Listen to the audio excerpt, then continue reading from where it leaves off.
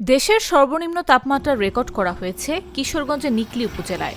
রোববার সকালে হাওর অধ্যুষিত এই উপজেলায় তাপমাত্রা নেমে আসে 9.8 ডিগ্রি সেলসিয়াসে। এইভাবে থাকলে বাতাসও প্রচুর, এভাবে থাকলে মনে করেন যে আমরা বাড়িতে না মানুষ চলবো কিভাবে? শীতের এই তো কাম করেন জানা কিছু করেন, বাতাস প্রচুর। 3-4 দিন ধরে এরকম শীতের তাপমাত্রা, আমরা বাসার থেকে বাইরে হয়ে যে দোকানে আসবো, এই সময় এই 11টা বাজে কি ব্যবসা বাণিজ্য করবো, রোডে তাই না লোক টুক ভাই।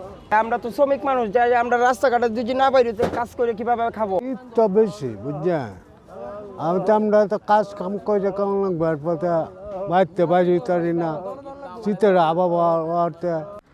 বেলা 11:30টায় আবহাওয়া অধিদপ্তরের ওয়েবসাইটে প্রকাশিত তথ্য অনুযায়ী এদিন সারা দেশের মধ্যে নিকলীতেই সর্বনিম্ন তাপমাত্রা রেকর্ড করা হয়।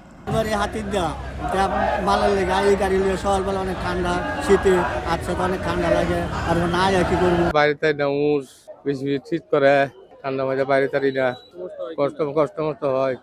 আবহাওয়া অধিদপ্তর জানিয়েছে, রোববারের তুলনায় আগামীকাল সোমবার শীতের তীব্রতা সামান্য বাড়তে পারে। জেলার ওপর দিয়ে বর্তমানে মৃদু শৈত্যপ্রবাহ বয়ে যাচ্ছে। আজ সারা দেশের মধ্যে কিশোরগঞ্জের নিকলীতে সর্বনিম্ন তাপমাত্রা রেকর্ড করা হয়েছে 9.8 ডিগ্রি সেলসিয়াস। আজ রবিবারের তুলনায় আগামীকাল সোমবার শীতের তীব্রতা সামান্য বাড়তে পারে। বর্তমানে জেলার উপর দিয়ে মৃদু শৈত্যপ্রবাহ বয়ে চলছে। এই শীতের প্রকোপ সারা মাস জুড়েই থাকবে এবং শীতের প্রকোপ আপাতত কমার সম্ভাবনা নেই। তীব্র এই শীতে সবচেয়ে বেশি ভোগান্তিতে পড়েছে নিম্ন আয়ের মানুষজন। নিকলী আবহাওয়া অফিসের ভারপ্রাপ্ত কর্মকর্তা জাহিদুল ইসলাম মাসুম এসব তথ্য নিশ্চিত করেছেন।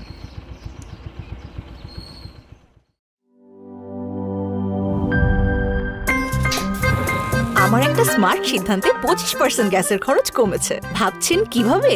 সাধারণ গ্যাস স্টোভ বদলে আমি এনেছি আরএফএল গ্যাস স্টোভ। এর সাইন্টিফিক নজল ও ব্রাস বার্নার ক্যাপ সমানভাবে তাপ ছড়িয়ে রান্না করে দ্রুত, তাই গ্যাসও বাঁচায় 25%, টাকাও বাঁচে 25%। আরএফএল গ্যাস স্টোভ নিরাপদ ও গ্যাস সাশ্রয়ী।